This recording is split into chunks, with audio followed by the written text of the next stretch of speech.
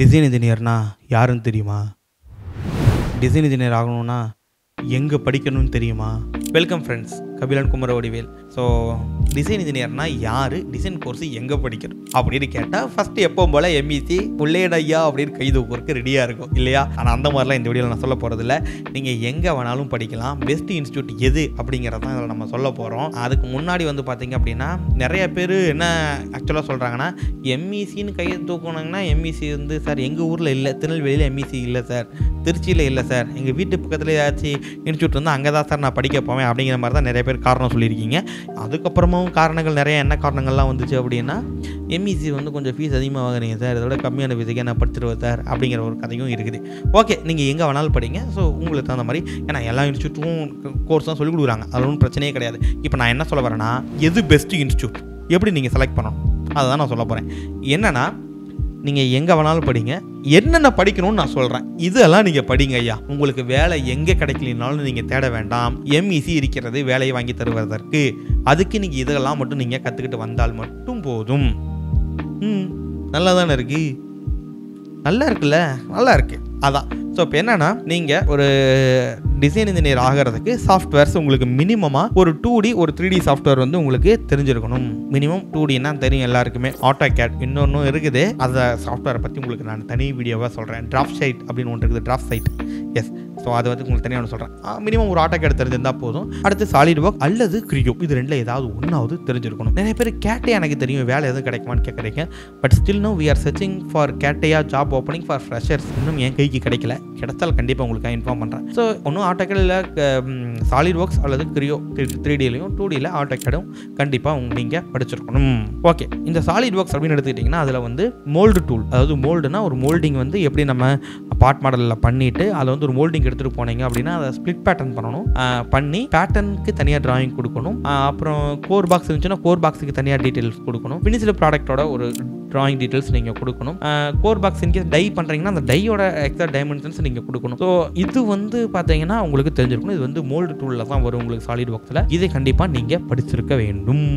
Correct. அடுத்து வந்து பார்த்தீங்கன்னா ஷீட் மெட்டல் எடுத்துக்கிட்டிங்கன்னா bending deduction, bending allowance, K factor, Y factor, அந்த மாதிரி நிறைய இருக்கும். அண்ட் தென் சீட் செலெக்ஷன்ஸ், என்னென்ன டைப் ஆஃப் திக்னஸ்லாம் ஷீட்ஸ் அவைலபிள் இருக்குது, என்ன டைப் ஆஃப் வீபெட்டில் இருக்குது, எந்த வீபெட்டு எந்த பெண்டுக்கு எந்த வீபெட்டை யூஸ் பண்ணணும் அப்படிங்கிறது இருக்குது, என்னென்ன டைப் ஆஃப் வெல்டிங்கில் இருக்குது, அந்த வெல்டிங்கான சிம்பிள்ஸ் என்னெல்லாம் இருக்குது தெரிஞ்சுக்கணும். அடுத்து வெல்டுமென்ட்ஸ் அப்படியே வந்தீங்க அப்படின்னா, வெல்டுமென்ட்ஸில் எப்படி நீங்கள் டிராயிங் போடுறத ஈஸியாக போட்டிருப்பீங்க மேபி.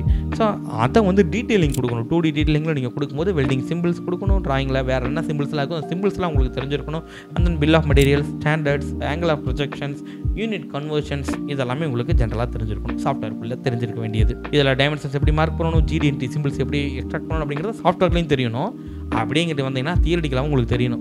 எந்த சிம்பிள் எதுக்காக யூஸ் பண்ணுறோம், எப்போ இதை யூஸ் பண்ணணும், எப்போ இந்த ஃபியூச்சர் கண்ட்ரோல் யூஸ் பண்ணணும் அப்படிங்கிறதையும் உங்களுக்கு பேசிக்காக தெரிஞ்சிருக்கணும். அடுத்து ஒரு ரெக்யர்மெண்ட் உங்கள்கிட்ட கொடுத்தனா, உதாரணத்துக்கு எனக்கு வந்து ஒரு 15 லிட்டர் பிடிக்கிற மாதிரி ஒரு பெட்ரோல் டேங்க் வண்டியில் வைக்கிறதுக்கு செஞ்சு கொடுங்கன்னு நான் சொல்கிறேன் அப்படின்னா, 15 லிட்டர் டேங்க் பிடிக்கணும்னா டேங்க்குடைய சைஸ் என்னவா இருக்கணுங்கிறத நீங்கள் சொல்லணும். எக்ஸாக்டாக கண்டிப்பாக சொல்லணும். அதுக்கு உங்களுக்கு கால்குலேஷன்ஸ் தெரியணும். அந்த கால்குலேஷன்ஸ் நீங்கள் கற்றுக்கணும். ஸோ அது நீங்கள் கற்றுக்கிட்டீங்க அப்படின்னா அதை யூஸ் பண்ணி நீங்கள் வந்து டிராயிங் போடணும். அந்த மாடல் பண்ணுறீங்க, மாடல் பண்ணியாச்சு. மாடல் பண்ணதை வந்து பார்த்தீங்கன்னா 3Dயில் இருக்கும், அது வந்து 2Dயில் டீட்டெயிலிங் கொடுக்கணும். ஏன்னா மேனுஃபேக்சர் பண்ணுறதுக்கு நீங்கள் சொன்னது அப்படியே படத்தை காமிச்சாலாம் மேனுஃபேக்சர் பண்ண முடியாது.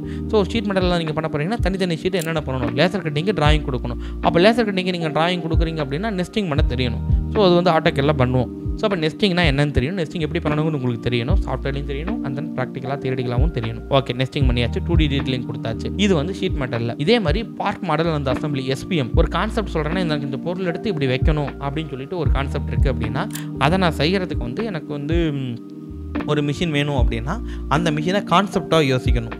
யோசிச்சு அதை செஞ்சு தரணும். அதுக்கு வந்து பார்ட் மாடல் தனியாக பண்ணணும், அசம்பிளி தனியாக பண்ணணும். அசம்பிளி பண்ணணும் அப்படின்னா GD&T யூஸ் பண்ணணும், டாலரன்ஸ் யூஸ் பண்ணணும், எந்த இது மார்க்கெட்டில் அவைலபிள் இருக்குது. ஏன்னா கீர்லாம் நீங்கள் எடுத்திங்கன்னா கீர் செலெக்ஷனே ஒரு பெரிய விஷயம். அது நீங்கள் ஃபுல்லாலாம் கற்றுக்க முடியாது. பட் என்னென்ன கீர்ஸ் மார்க்கெட்டில் அவைலபிள் இருக்குன்னு நீங்கள் கற்றுக்கலாம், என்னென்ன மெக்கானிசம்ஸ் அவைலபிள் இருக்குன்னு உங்களுக்கு தெரிஞ்சிருக்கணும். ஸோ இதெல்லாமே வந்து உங்களுக்கு இதில் தெரியணும். அண்ட் தென் மோல்டு டூல் நான் ஆல்ரெடி சொல்லியிருந்தேன். ஸோ பேட்டர்னில் தான் ஸ்ப்ளிட் பண்ணி உங்களுக்கு கொடுக்கணும். கால்குலேஷன்ஸ் கொடுத்துருந்தேன். இந்த மாதிரி ரெக்யர்மெண்ட் கொடுத்தா கால்குலேஷன் பண்ணி நீங்கள் போடணும். GD&T சிம்பிள்ஸ், டிராயிங் சிம்பிள்ஸ், இது எந்த டிராயிங் ஷீட்டில் பிரிண்ட் அவுட் எடுக்கணும் அப்படிங்கிறது உங்களுக்கு தெரியணும். ஆங்கிள் ஆஃப் ப்ரொஜெக்ஷன் சிம்பிள்ஸ்னால் என்ன, எதுக்கு நம்ம அதை யூஸ் பண்ணுறங்கிறது தெரியணும். முக்கியமாக ரிவர்ஸ் இன்ஜினியரிங் தெரியணும். Yes, reverse engineering. இந்த ரிவர்ஸ் இன்ஜினியரிங்கிறது என்னன்னா, ஒரு ப்ராடக்ட்டை கொடுத்து அந்த ப்ராடக்ட்டை மெஷர் பண்ணி அதை அப்படியே எக்ஸாக்டாக நம்ம வரைஞ்சு கொடுக்கணும். இதுதான் இன்றைக்கி நிறைய ஆர்டர்ஸ் நிறைய கம்பெனியில் வந்துக்கிட்டே தான் இருக்குது. இதுக்கு ஆள் வந்து டிமாண்ட் இருந்துக்கிட்டே தான் இருக்கிறாங்க. பிகாஸ் எம்இசி இன்ஜினியரிங் சர்வீசஸ்லேயே கிட்டத்தட்ட 3, 4, 5 ப்ராஜெக்ட் ரிவர்ஸ் இன்ஜினியரிங் தான் ஜாஸ்தியாக இருக்குது இல்லையா? ஸோ அப்போ அதான் நம்மளுக்கு வந்து பண்ண தெரியணும் கண்டிப்பாக. ஸோ இந்த ரிவர்ஸ் இன்ஜினியரிங் உங்களுக்கு கண்டிப்பாக தெரிஞ்சிருக்க வேண்டிய ஒன்று தான். ஓகே, ஸோ இது எல்லாமே பக்காவாக தெரிஞ்சு இந்த ரிவர்ஸ் இன்ஜினியரிங் பண்ணணும்னா உங்களுக்கு ஃப்ரீ ஹேண்ட் ஸ்கெட்சிங் தெரியணும். ஃப்ரீ ஹேண்ட் ஸ்கெட்ச் தெரியணும் போடணும் அப்படின்னாவே உங்களுக்கு ஆங்குலர் ப்ரொஜெக்ஷன் தெரியணும். ஆங்குலர் ப்ரொஜெக்ஷன்னா பேசிக் கான்செப்ட் தெரிஞ்சால் தான் ஆங்குலர் ப்ரொஜெக்ஷனும் உங்களுக்கு தெரியும். ஸோ இது எல்லாமே உங்களுக்கு தெரிஞ்சிருக்கணும். இது போக இண்டஸ்ட்ரிக்குள்ளே இதெல்லாம் என்ன பண்ணுறாங்க, ஒரு டிசைன் இன்ஜினியராக நீங்கள் கொடுக்குற அந்த டிராயிங்கை ஒரு இண்டஸ்ட்ரி எப்படி வந்து ஒரு ப்ராடக்டாக மாற்றுதுங்கிற விஷயம் உங்களுக்கு நல்லா தெரிஞ்சால் தான் நீங்கள் ஈஸியாக அந்த பொருளை டிசைன் பண்ண முடியும். அப்போது இதெல்லாம் சொல்லித்தர இன்ஸ்டியூட் எதுவோ அதுதான் ஒரு பெஸ்ட் இன்ஸ்டியூட் நான் சொல்லுவேன். எம்இசி மட்டும் தான் சொல்லிக் கொடுக்குதானா தெரியல, இது வரைக்கும் எம்இசி சொல்லிக் கொடுக்குது. இதே மாதிரி எங்கெல்லாம் உங்களுக்கு சொல்லிக் கொடுக்குறாங்களோ அங்கே நீங்கள் படித்தீங்கன்னாவே போதும். சார் அங்கே படித்த வேலை தருவாங்களா இல்லையா சார், தெரியல சார். வேலை பிரச்சனை கிடையாது. வேலை வந்து இதெல்லாம் தெரிஞ்சாவே உங்களுக்கு வேலை ஈஸியாக கிடைக்கும், எங்கேனாலும் கிடைக்கும். அப்படி உங்களுக்கு கிடைக்கலனாலும் நாங்கள் இருக்கோம், வாங்க வேலை நான் வாங்கி தரேன். சரியா? அப்போது இதெல்லாம் கற்றுக் கொடுக்கணும் ஒரு இன்ஸ்டியூட்டில், அல்லது இதையெல்லாம் உங்களால் கற்றுக்க முடிஞ்சிச்சு அப்படின்னா நீங்கள் எங்கே வேணாலும் படிக்கலாம். அதுதான் உங்களுக்கு பெஸ்ட் இன்ஸ்டியூட். இதையெல்லாம் சேர்ந்து நீங்கள் கற்றுக்கிட்டு வர இடம் எதுவோ அது உங்களுக்கு பெஸ்ட் இன்ஸ்டியூட்டாக இருக்கும். அதை நீங்கள் ஈவன் யூடியூப்பில் கூட பார்த்து நீங்கள் கற்றுக்கிட்டீங்க அப்படின்னா சூப்பர், வேறு லெவல். நான் நிறைய இதில் சொல்லியிருக்கேன். ஸோ ஆல்ரெடி வந்து பார்த்தீங்கன்னா வெறும் யூடியூப் மட்டுமே பார்த்துட்டு வந்தவங்க நிறைய பேர் சூப்பராக பர்ஃபார்ம் பண்ணியிருக்காங்க இன்டர்வியூவில். ஸோ நாங்கள் அவங்களுக்குலாம் ஜாப் ஓப்பனிங்கும் வாங்கி கொடுத்தாச்சு, ஜாப்பே வாங்கி கொடுத்தாச்சு. ஸோ கிட்டத்தட்ட எனக்கு தெரிஞ்ச ஒரு 6 பேர் எங்கேயுமே படிக்காத ஒரு ஆள், அதாவது ஒரு இன்ஸ்டியூட்டை போய் நாடி சாஃப்ட்வேர்ஸ்லாம் எதுவும் படிக்காமல் ஆன்லைன்லேயே பார்த்து கற்றுக்கிட்டவங்க நிறைய பேர் வெல் அண்ட் குட் நல்ல நாலேஜோடு இருந்தாங்க. அவங்களுக்குலாம் ஈஸியாகவே வேலையும் கிடச்சிச்சு, நாங்களும் வாங்கி கொடுத்துட்டோம். ஓகே, ஸோ இது எல்லாமே வந்து பார்த்திங்கன்னா நம்ம எம்இசிலையும் எடுத்துக்கிட்டு இருக்கிறோம். ஸோ நம்ம எம்இசியில் வர 4/1/2024 அதாவது ஜனவரி 4ஆம் தேதி வந்து பார்த்திங்கன்னா புதுசாக இந்த course design course CDE certified design engineer course வந்து ஸ்டார்ட் ஆகுது. சென்னையில், கோயம்புத்தூர் 2 பக்கமே. நம்மகிட்ட உள்ள ஸ்பெஷல் இந்த ட்ரைனிங் எல்லாம் கூட இண்டஸ்ட்ரியல் விசிட் இருக்கும், ப்ளஸ் அக்காமடேஷன் கொடுத்துருவோம், லஞ்ச் ப்ரொவைட் பண்ணுறோம், ப்ராக்டிக்கல் ஓரியன்டான இண்டஸ்ட்ரியல் ட்ரைனிங்கும் இருக்கும். எஸ், ஏன்னா ஒரு ப்ராடக்ட்டை கொடுத்து அந்த ப்ராடக்ட்டே ரிவர்ஸ் இன்ஜினியரிங் பண்ண சொல்லுவோம். அப்போவே உங்களோட எக்ஸசைஸ் எல்லாமே இப்படி தான் இருக்கும். உங்களுக்கு கொடுக்குற எக்ஸசைஸ் எல்லாமே வந்து பார்த்தீங்கன்னா இண்டஸ்ட்ரியிலிருந்து இருக்கக்கூடிய ட்ராயிங்ஸ் தான். இனிஷியலாக ப்ராக்டிஸ் பண்ணுறதுக்கு வேணால் உங்களுக்கு வந்து சின்ன சின்ன டப்பாக கொடுப்போம், போக அதை காம்ப்ளிகேட் பண்ணிட்டே போவோம். ஏன்னா இந்த மாதிரி ஒரு ஸ்கில் தான் இண்டஸ்ட்ரிக்கு தேவைப்படுது அப்படிங்கிறத வச்சு தான் உங்களுக்கு இந்த ட்ரைனிங் இருக்குது. ஸோ 4ஆம் தேதி பேட்ச் ஸ்டார்ட் ஆகுது. If you are interested to do the design course அப்படின்னா கீழே லிங்க் இருக்கும், அந்த லிங்க்ல கிளிக் பண்ணி உங்கள் டீட்டெயில்ஸ் ஃபில் பண்ணுங்கள். நாங்கள் உங்களுக்கு கால் பண்ணி மற்ற டீட்டெயிலெலாம் சொல்லிவிட்டு பண்ணிடுவோம். இந்த கோர்ஸுக்கான டியூரேஷன் வந்து உங்களுக்கே தெரியும், 30 days டியூரேஷன். 30 daysல வந்து பார்த்தீங்கன்னா உங்களுக்கு பக்காவான ஒரு ட்ரைனிங் இருக்கும், முடியும் போது கையோட வேலையும் இருக்கும். வேலையும் வந்து பார்த்தீங்க அப்படின்னா சேலரி 2.2 LPA.